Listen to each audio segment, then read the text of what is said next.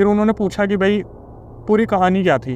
तो उन्होंने बताया कि ऐसे ऐसे मैं जो वहाँ पे उस फ्लैट में रह रहा था जिसमें अभी कोई और रह रहा है, शायद इनका दोस्त है, वहाँ पर मुझे कुछ टाइम पहले हार्ट अटैक आ गया था।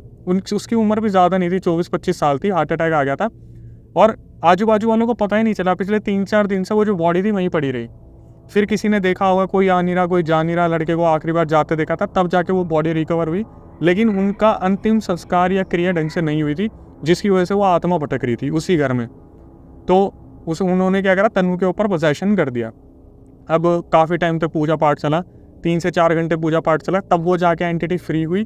और वो टोटके वाली चीज़ भी उन माता जी जो आ रखी थी, सिद्धि प्राप्त जो थी, उन्होंने उससे तन्नू से फ्री कर दी। तो क्या हुआ, कम से कम 1 हफ्ते तक तन्नू छुट्टी पर रही थी ऑफिस में। तो 1 हफ्ते बाद जब वो गई तो उन्होंने अपने दोस्त को, जो कलीग है, उसको बताया कि देख भाई, तेरे घर में ना ऐसे ऐसे कोई कुछ है एंटिटी, तो दिखवा ले, अपने ऑनर से पता कर, तू रेंट पे रह रहा है, तेरे को रहते हुए 3-4 महीने में, भगवान की दया से भी तुझे कुछ भी नहीं हुआ, अगर कुछ हो जाएगा तो तेरी भी एक फैमिली है जो गाँव में रह रही है।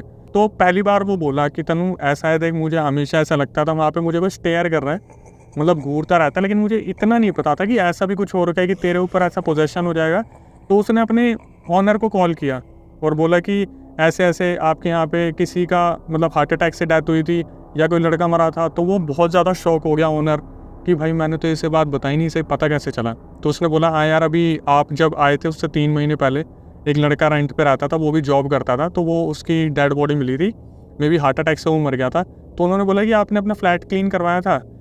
तो ऑनर ने बोला हम वहाँ पे रहते ही नहीं है, हमने वहाँ डेड बॉडी रिकवर करवा दी और हमने वो घर बंद कर दिया।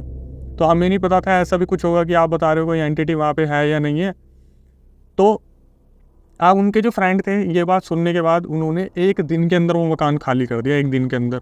और अभी तक उस मकान में कोई भी नहीं रह रहा, क्योंकि लगभग आगे पीछे वालों को सबको पता चल गया था कि इसके अंदर एक एंटिटी रह रही है जो पहले जा चुकी है, गुजर चुकी है, लेकिन घर से बंद गई है। अब तनु ने बताया कि अक्षय सर, अक्सर आपके जो सब्सक्राइबर्स हैं ना, वो आपसे पूछा करते होंगे कि इसका सॉल्यूशन क्या है, कि हम टोटके से कैसे बचें, किसी एंटिटी से कैसे बचें।